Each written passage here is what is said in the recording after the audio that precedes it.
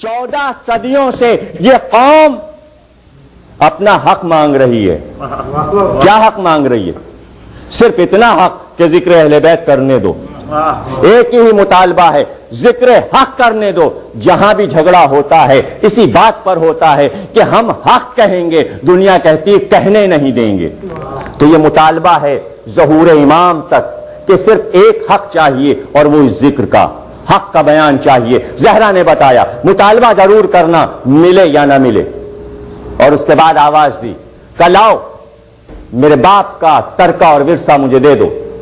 تو جواب ملا گواہی لائی ہو؟ گواہ ہیں تمہارے پاس؟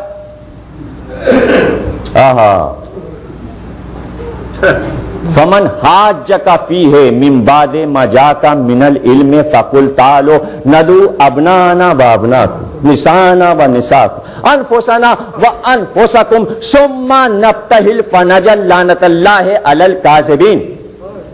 جب علم آ گیا ہے تو اب جھگڑا کیسا؟ لاؤ بیٹوں کو لاؤ، عورتوں کو لاؤ، نفسوں کو لاؤ اور ہم سب مل کر جھوٹوں پر لعنت کریں. پروردگار کی گواہی میں کون چلا؟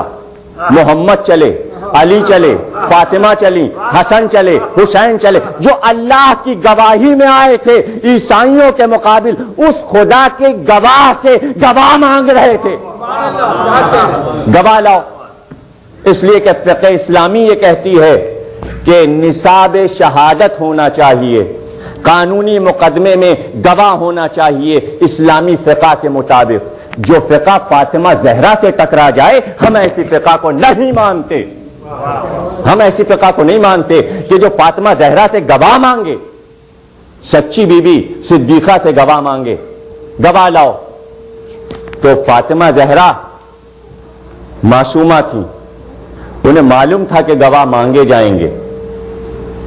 بی بی تیاری کے ساتھ آئی، بتایا کہ تمہیں تو ابھی مقدمہ لڑنے کا شعور بھی نہیں ہے. میں وکالت بھی کر سکتی ہوں، میں جج بھی بن سکتی ہوں، میں کیس لڑ سکتی ہوں اور قرآن کی روشنی میں کیس لڑوں گی.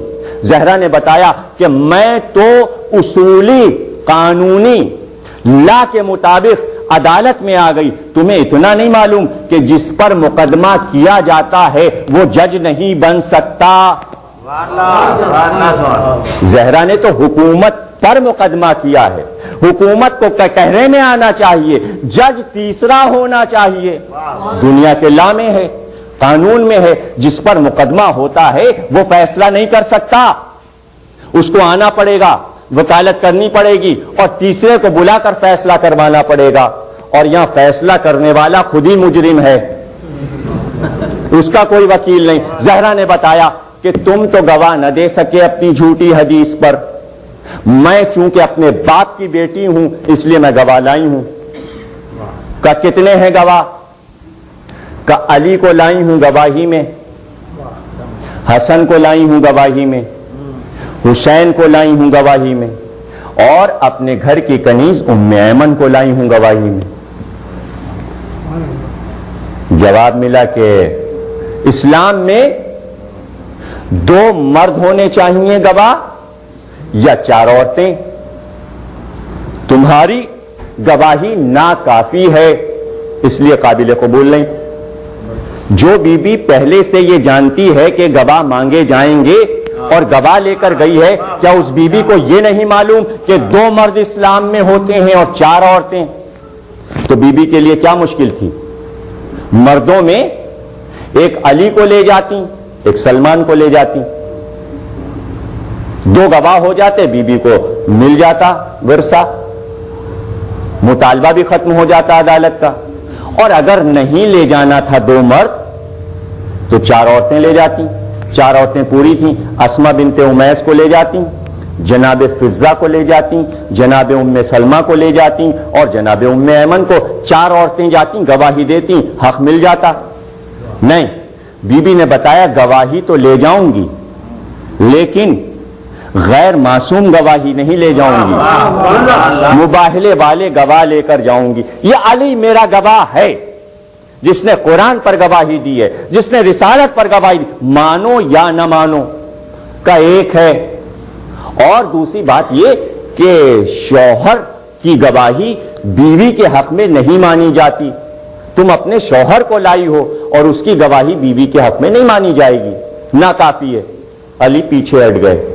اور یہ حسن اور حسین یہ بھی تو رسالت کے گواہ ہیں, بچوں کو لائیں. کہ اسلام میں بچوں کی گواہی قابل قبول نہیں ہے. بچے بھی پیچھے ہٹ گئے. کہ اب تم یہ سمجھ رہے ہو کہ نصاب شہادت کامل نہیں, گواہی کا نصاب میں نے کامل نہیں کیا. اب ایک گواہ اور لائی ہوں اور وہ ہے ام ایمن. اور کہا ام ایمن تم آگے بڑھو اور گواہی دے دو, گفتگو کرو ان سے عدالت میں آگے بڑھ کے. غور نہیں کیا آپ نے, گھر میں فضہ بھی کنیز ہے, اسما بنت امیس کو بھی کنیزی کا دعویٰ ہے, ام سلمہ ام المومنین ہیں, رسول کی بیوی ہیں, لیکن کسی کو نہیں لے گئیں. یہ ام ایمن کو کیوں لے گئیں؟ سیاست الہیہ کی نمائندہ ہے بیوی, 14 معصوموں میں واحد معصومہ ہے اور وہی علم رکھتی ہے جو رسول کے پاس تھا. کس کو لے گئی؟ ام ایمن کو. کیوں لے گئی ام ایمن کو؟ جناب ختمی مرتبت کے والد جناب عبداللہ نے بازار سے خریدا تھا کنیزی میں. جناب عبداللہ نے ام ایمن کو خرید کر کنیز بنایا تھا. عرب کا دستور تھا کہ جب کوئی مر جاتا تھا تو مال و متاع بیٹے کو ملتا تھا, اس کے بعد اس کے بیٹے کو. تو اس میں زیادہ تر جو مال ہوتا تھا کنیزیں ہوتی تھیں, غلام ہوتے تھے, نیزے ہوتے تھے, تلواریں ہوتی تھیں, گھوڑے ہوتے تھے, ناقے ہوتے تھے. ظاہر ہے کہ بینک بیلنس تو نہیں ہوا کرتا تھا اس زمانے میں, یہی چیزیں تھیں اور اسی کی وراثت تھی. زمین تھی, باغات تھے, کھیت تھے. تو بی بی اس لیے لائی ام ایمن کو کہ دیکھو عبداللہ کی کنیز ہے ام ایمن. جب عبداللہ کی وفات ہوئی تو یہ کنیز وراثت میں محمد کو ملی. جب محمد کی وفات ہوئی تو یہ کنیز وراثت میں مجھ کو ملی. نبی وارث ہوتا بھی ہے, وارث بناتا بھی ہے, ورنہ یہ کنیز پھر حکومت کو مل جاتی. اگر محمد کا مال حکومت کا ہے اور قبضہ حکومت کرنا چاہتی ہے نبی کے مال پر, تو سنو, جتنے نیزے چھوڑے ہیں وہ میرے گھر میں, جتنی تلواریں چھوڑی ہیں وہ میرے گھر میں, جتنے لباس چھوڑے ہیں وہ میرے گھر میں, جتنی کنیزیں چھوڑی ہیں وہ میرے گھر میں. لے سکتے ہو تو لے کر دکھاؤ. اور یہی نہیں, علم کا وارث بھی ہم کو بنایا ہے. سب کچھ چھین سکتے ہو, علم نہیں لے سکتے. دیکھو میں اس کنیز کو گواہی میں لائی ہوں, یہ وراثت میں چلی آ رہی ہے 3 پشتوں سے, اور اس لیے لائی ہوں کہ ذرا اس سے بات کر کے دیکھو. جواب ملا ایک عورت ہے. کہا پہلے بات تو کرو, ایک عورت ہے, بات کرو. آگے بڑھی, کیا بات کرنا ہے؟ کہا سنو, اس مسجد نبوی میں آج جہاں تم نے دربار لگایا ہے, اسی جگہ پر اس منبر سے تم نے رسول کو کہتے یہ سنا ہے یا نہیں کہ ام ایمن جس نے مجھے ماں کی طرح پالا ہے وہ سچی بیوی ہے اور جنتی بیوی ہے؟ کہا ہاں سنا ہے, ہم نے سنا ہے کہ رسول نے یہ کہا کہ ام ایمن سچی ہے. کہا تمہیں معلوم ہے میں جھوٹ نہیں بول سکتی؟ کہا ظاہر ہے جب رسول نے تمہیں سچا کہہ دیا تو تم جھوٹ کیسے بول سکتی ہو؟ تو کہا میں گواہی دیتی ہوں کہ فدق فاطمہ کا ہے. صلوات پڑھیے گا.